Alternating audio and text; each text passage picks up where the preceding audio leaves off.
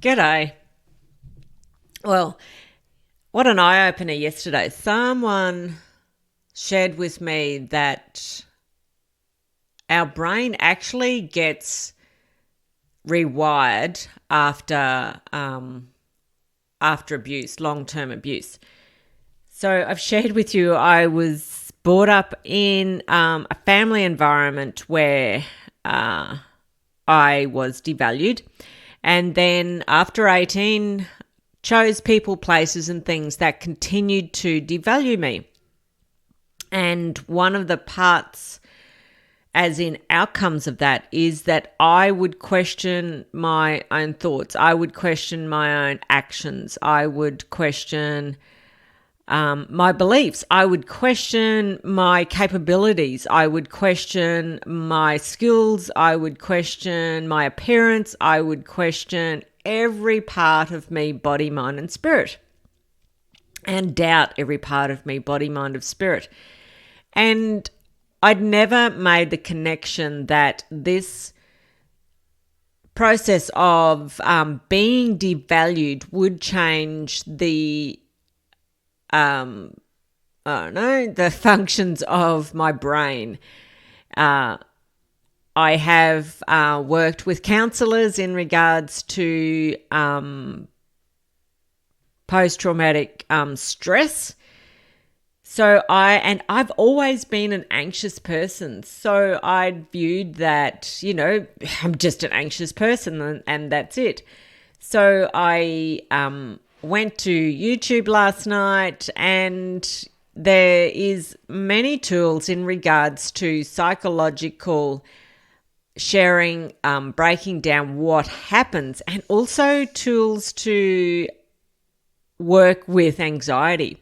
So I invite you to be curious in your life in regards to, are you an anxious person? And are you saying, oh, that's just anxiety, or it's just ... I invite you to be curious whenever you put a full stop after something, because that is what I've done. I've said, yes, it's just anxiety, it's just fear, and that's it, and there's nothing I can do about it. Yes, I have been to counsellors about it. I've worked with many different people in regards to it, and it's no longer a 24/7 aspect in my life. Yet I had closed myself off to being fully expressed because I labeled it, oh, well, it's just ...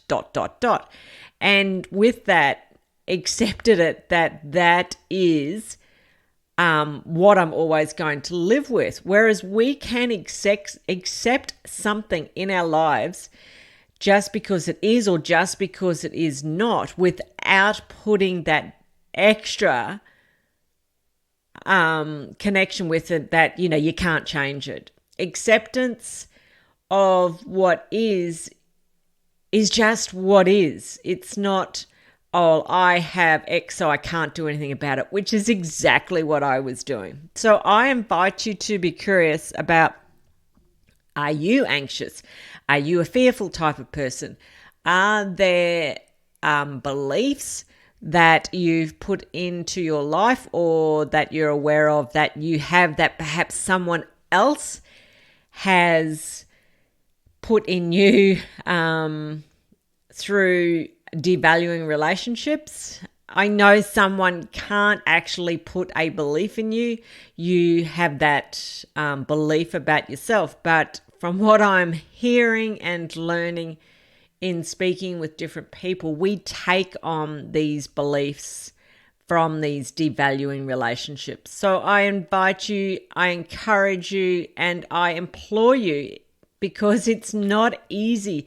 It's not easy to have the courage to look at these things. A friend of mine asked me, how do we find the courage to look at the difficult things in our lives?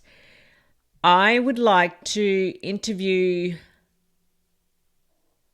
people with different experiences that have found it very difficult and have had the courage to make changes, So I would like to interview these people about what it is that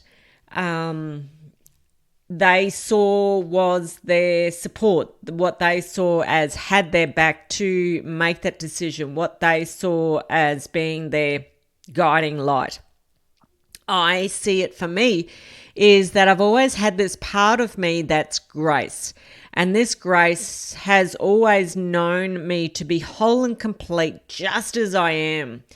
And yet there's been this other part of me that had been devalued. So it was my grace that kept knocking at my door. It was my grace that's kept having my back, supported me, loved me, and nurtured me to make these steps slowly but surely to move to a life that allows me to be the fullest expression of me, expanding in my wholeness, and celebrate real profit is an expression of that.